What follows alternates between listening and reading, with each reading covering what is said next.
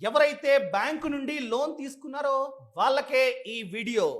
తెలంగాణలో 23 ఏళ్ల యువకుడు సూసైడ్ చేసుకొని చనిపోయాడు.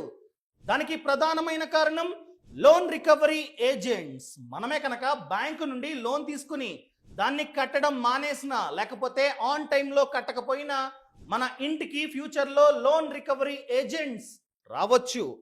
వాళ్ళు వస్తే ఏం చేయాలి, అసలు మనకి ఎలాంటి రైట్స్ ఉన్నాయో ఈ వీడియోలో డిస్కస్ చేద్దాం. సో ఈ వీడియోని లాస్ట్ వరకు చూడండి. అంతేకాకుండా ఇంతవరకు ఈ ఛానల్ను సబ్స్క్రైబ్ చేసుకోకపోతే ఇప్పుడే సబ్స్క్రైబ్ చేసుకోండి. నేను మీ కౌశిక్ మరిడి.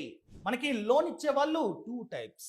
ఒకరు బ్యాంక్, ఎన్బిఎఫ్సి లేదా ఫినాన్షియల్ ఇన్స్టిట్యూట్. ఇంకొకరు పేడే లోన్ యాప్స్. ముందుగా bank or NBFC or financial institute. నేను కనుక వాళ్ళ వద్దకు వెళ్ళి లోన్ తీసుకున్నా. ఎంత? 10 lakh పర్సనల్ లోన్ తీసుకొని ఈఎంఐస్ కడుతూ ఉన్నా ఆన్ టైంలో. ఒక 5-6 ఈఎంఐస్ బాగానే కట్టా. ఆ తర్వాత నా వద్ద డబ్బు లేదు.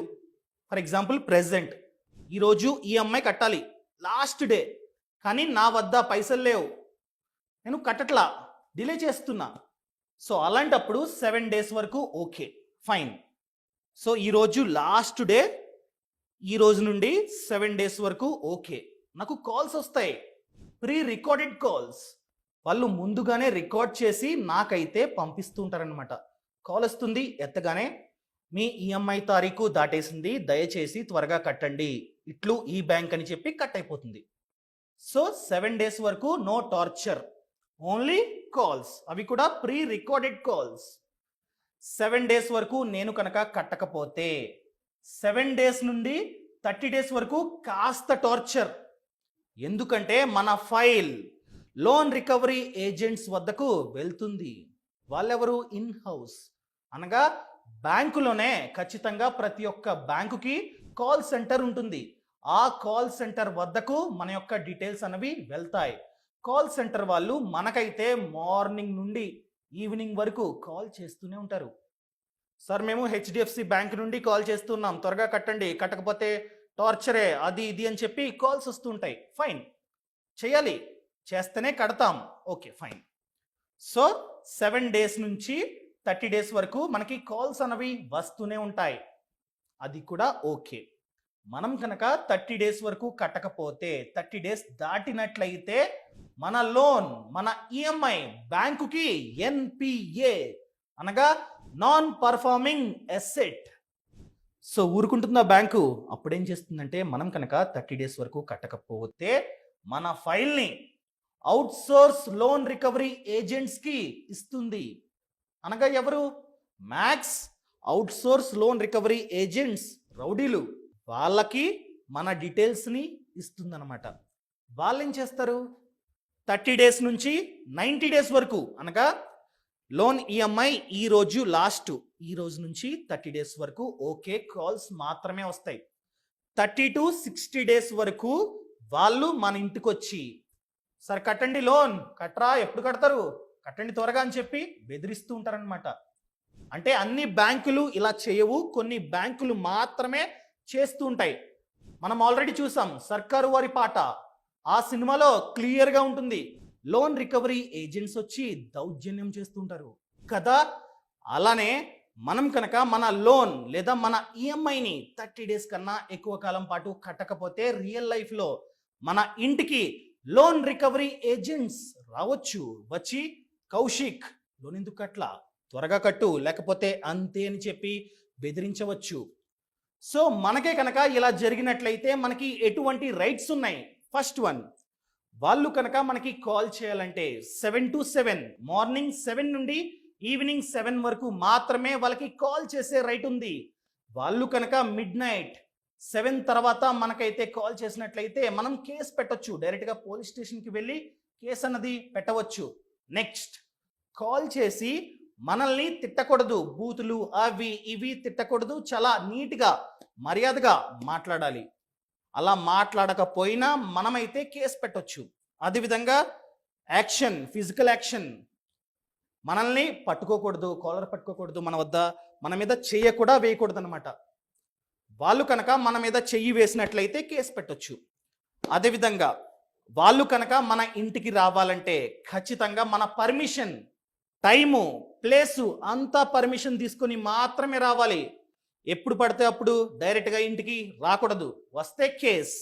అదేవిధంగా వాళ్ళ వద్ద లెటర్, బ్యాంకు నుండి ఒక లెటర్ తీసుకొని ఆ లెటర్ని మనకి చూపించి అప్పుడు మాత్రమే మాట్లాడాలి. వాళ్ళకి ఎటువంటి రైటు లేదు లెటర్ లేకుండా రావడానికి. సో ఇవి కనుక వాళ్ళు ఫాలో అవ్వకపోతే మనం డైరెక్ట్గా పోలీస్ స్టేషన్కి వెళ్ళి కేసు అన్నది పెట్టవచ్చు. ఓకేనండి, బాగానే చెప్పారు. కానీ సొల్యూషన్ ఏంటి, దీనికి జవాబు ఏంటి?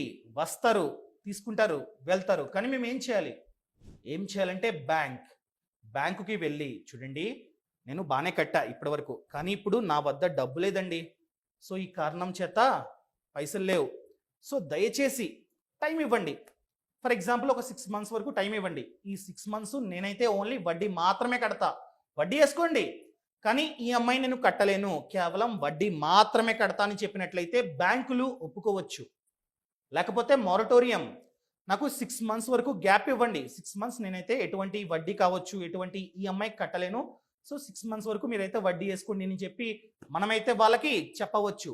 అదేవిధంగా సెటిల్మెంట్ అంటే ఫర్ ఎగ్జాంపుల్ మీరు బ్యాంకుకి ఇంకా అవుట్ స్టాండింగ్ 10 lakh ఉంది, 10 లక్షలు ఇంకా కట్టాలి, మీ వద్ద 7 lakh ఉంది. చూడండి నా పొజిషన్ బాగాలేదు, నా వద్ద 7 lakh ఉన్నాయి, కట్టేస్తే క్లియర్ చేయండి అని చెప్పి మనం కనుక రిక్వెస్ట్గా అడుక్కున్నట్లయితే వాళ్ళు మేబీ ఒప్పుకోవచ్చు. మనం 7 lakh కట్టేసి లోన్ని క్లియర్ చేసుకోవచ్చు. ఫ్యూచర్లో ఎప్పుడైతే డబ్బు ఉంటుందో అప్పుడు రిమైనింగ్ 3 lakhs కట్టుకోవచ్చు. అలా మనం కనుక సెటిల్మెంట్ చేసుకున్నట్లయితే లోన్ రికవరీ ఏజెంట్స్ మన ఇంటికి రారు. సో ఈ విధంగా మనమైతే సెటిల్ చేసుకోవచ్చు. ఇలా చేసినట్లయితే వాళ్ళు మన ఇంటికి రారు. అదేవిధంగా అయిపోయింది, ఫస్ట్ వన్ అయిపోయింది. సెకండ్ వన్, లోన్ యాప్స్ అనేవి చాలా వచ్చాయి. సింపుల్గా ఫోన్లోనే డౌన్లోడ్ చేసుకొని మనమైతే లోన్ అనేది తీసుకోవచ్చు. మనం ఎప్పుడైతే యాప్ని డౌన్లోడ్ చేస్తామో అప్పుడే అడుగుతుంది కెమెరా ఎలో, ఎస్ పర్మిషన్, స్టోరేజ్ ఎలో పర్మిషన్, అదేవిధంగా కాంటాక్ట్స్ పర్మిషన్ ఇచ్చేస్తాం. అలా మనం కనుక కాంటాక్ట్స్ని పర్మిషన్ ఇచ్చినట్లయితే మన అన్ని కాంటాక్ట్స్ వాళ్ళ వద్దకు వెళ్ళిపోతాయి. మనమే కనుక లోన్ యాప్లో లోన్ తీసుకొని ఆన్ టైంలో కట్టకపోయినా, కట్టడం మానేసినా మన కాంటాక్ట్స్ ఎవరైతే మన నంబర్స్ ఉంటాయో అందరికీ కాల్ అన్నది వెళ్ళిపోతుంది. వాళ్ళు ఫస్ట్ మనకి కాల్ చేస్తారు. మనం కనుక ప్రాపర్గా రెస్పాండ్ అవ్వకుండా కట్టను అది ఇది అన్నట్లయితే డైరెక్ట్గా మన లిస్టులో అమ్మ, డాడీ, వాళ్ళకి అన్నయ్య, వాళ్ళు వీళ్ళు అని చెప్పి అందరికీ కాల్స్ అనేవి చేస్తూనే ఉంటారు.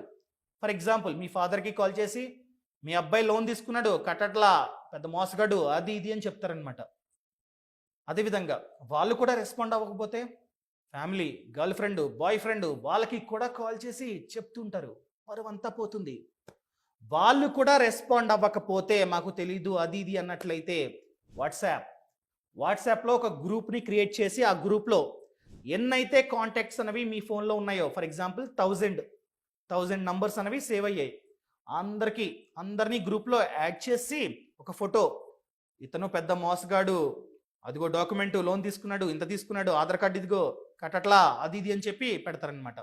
పెద్ద మోసగాడు అని చెప్పి ఒక మెసేజ్ పెడతారు, అంతే, అయిపోయింది, పరువంతా పోద్ది, అందరూ చూస్తారు. దీన్ని తట్టుకోలేక చాలామంది సూసైడ్ చేసుకొని చనిపోయారనమాట.